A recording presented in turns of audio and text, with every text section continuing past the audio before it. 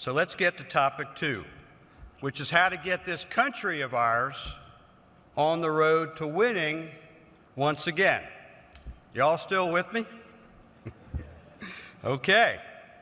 Well, there's not a one of us who isn't deeply impacted by what's happening in this country. It impacts our families, our businesses, and our lives.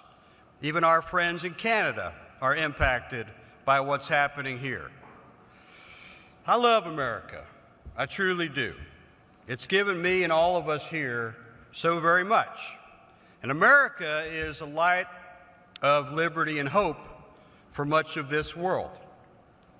But there are a lot of problems in this great country of ours. Our federal government spends $1.3 trillion more each year than they collect. The total debt it has already accumulated is close to $14 trillion. We have 36 million people in this country living below the poverty line, including 13 million children.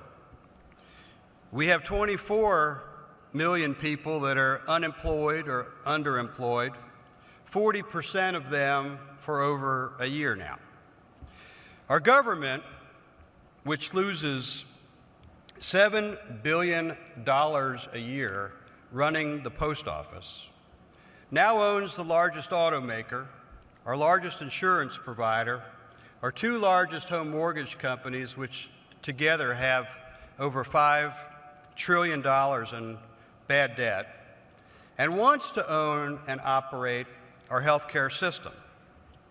But as troubling as all that is, our federal government is not the only thing that's gone wrong in this country. Our teacher unions are probably the biggest obstacle to our children getting a quality education. Our trade unions are one of the biggest obstacles to the creation of jobs. Our lawyers are the biggest obstacle to people getting justice. And virtually every major sports hero we have has been tainted by some type of cheating or criminal controversy. So there's a lot of people and things that are not going right in America. If this country were a football team, I would describe it as a great franchise with a long track record of championships, which has truly fallen on hard times. And no matter how much I hate saying this or even thinking it, the truth is that we have not had a winning season for some time. And if we want to turn this team around, we need to understand what's causing us to lose. Let's look at the possibilities. Maybe we just have bad equipment. Maybe the other teams in the league have better, more modern stuff. But no, that's not the case. No team has better equipment or better technology than we do. We are state of the art. Well, maybe it's our stadium then. It's hard to win if you play on a lousy field or have second-rate facilities. But nope, it's not that either. We play in the greatest and the most beautiful stadium in the league. We've got more resources here than anyone. We have everything that anyone or any team could possibly want. Well, maybe it's our payroll. Maybe the other teams are outspending us for talent. But nope, it's not that. We are the richest team in the league, and our players are the highest paid. Then maybe it's our players themselves. Maybe they are tired or over the hill or lazy. But no, it's not our players. We've got the fastest, smartest, and strongest players of any team. No players work harder than our players do. No players hate losing more than our players do. And no players have won more games than our players have. So what is it then? Why are we losing? We're losing because we've stopped running the plays that worked, the plays that made us champions. The plays we're running today, they don't come from a winning playbook. They come from a playbook that has never worked, is not now working, and never will work. Now, some of you might rightly think that I'm talking about politics here and government policies. And yes, that is certainly part of what we're all doing wrong. And it wouldn't upset me in the least if we went ahead and fired this current batch of elected coaches. Be a good start. But that, in and of itself, won't get it done. Because politicians are not the root cause of our problem. Politicians are the symptom of our disease. The root cause of our problem is that we've abandoned our core values. We've gotten away from doing the things that made us a great and winning team. And as long as we operate with this current set of values, we won't be winners, no matter what coach or politician we elect. Think about the enormous changes that have taken place in this country in just our very lifetimes. Think about the changes that have taken place in our schools, within our families, within our communities. Think about the changes that have taken place in our lifetime in what we consider right and wrong. When this country was great, the priorities of the American people were God, family, and country. It's not politically correct to say that, but that is a fact. God, family, and country were the core values that our country was founded upon, and we operated under them for almost 200 years. And those values, they brought us unparalleled success and prosperity as a nation. When many of us were growing up, not that many years ago, we still had those values. We lived in real neighborhoods, and we had neighbors that we knew. We had their backs, and they had ours. And our families were close. Not everyone got along, but we respected each other, and we respected the authority figures in our lives, our parents, our teachers, policemen, pastors, and rabbis.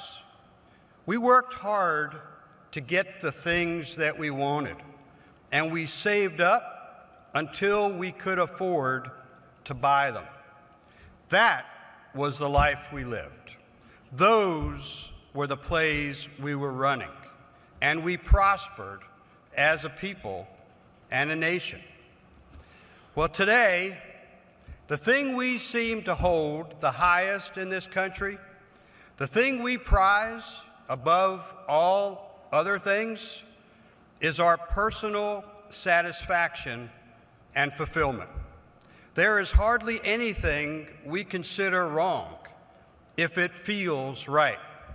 And we go deep into debt to get those things we want when we want them. We have little respect for people of authority, whether they work in schools or government or business. We prize fame and the famous over character, position, and accomplishment. We yell at each other if we disagree. We cut each other off in traffic.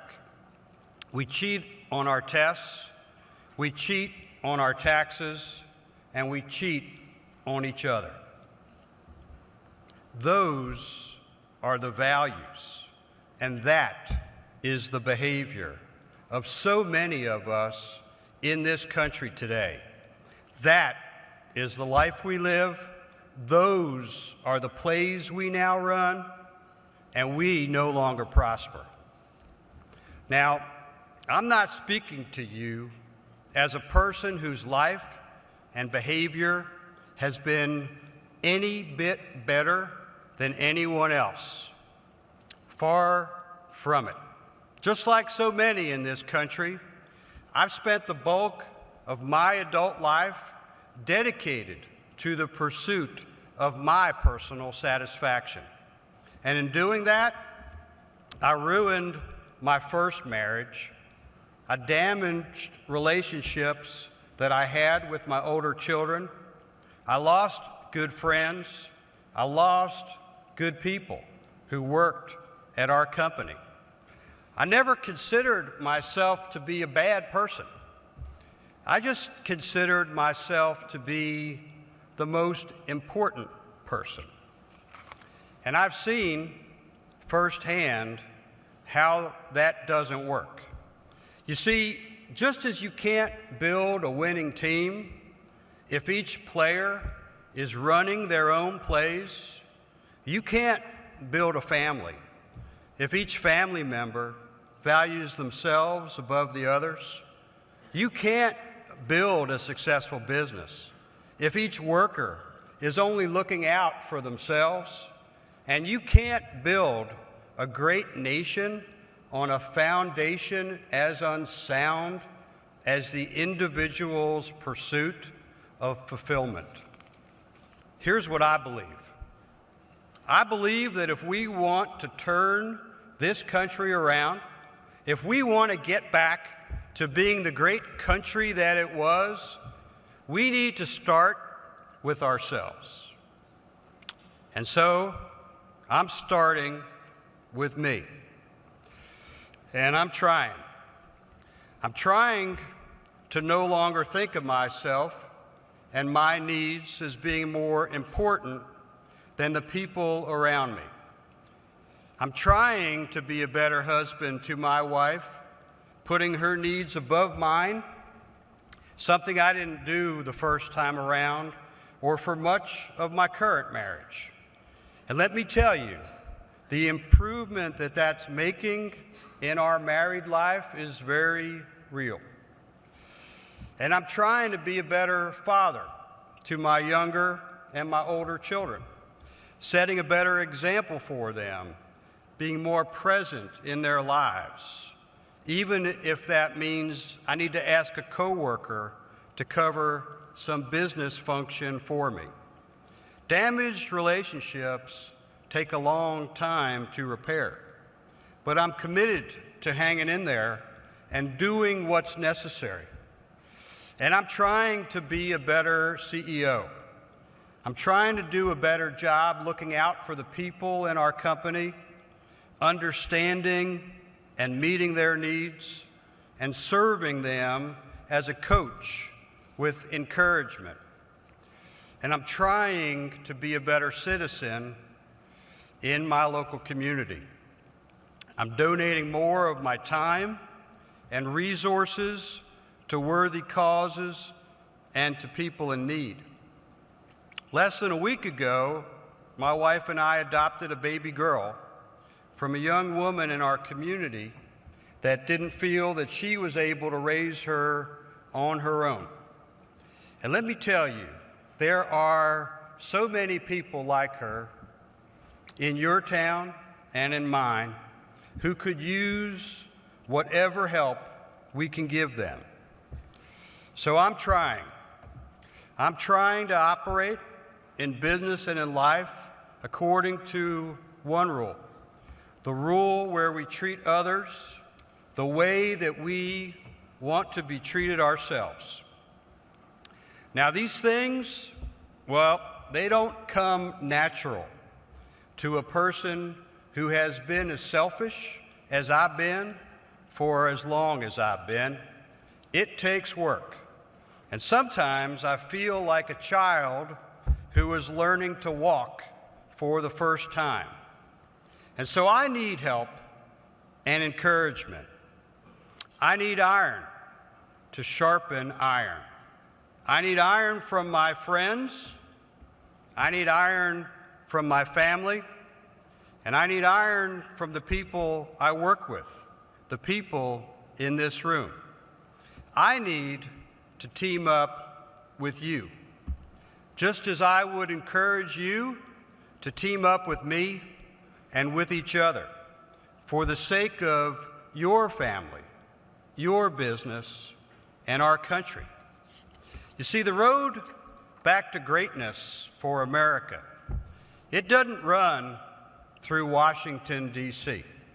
It runs through the heart of the American people. It runs through your heart, and it runs through mine, one person at a time. We get that right, and we will all be winning again, not just during these difficult times, but in the prosperity and in the championship seasons that follow. God bless you all, and may God bless this great country of ours once again. Thank you.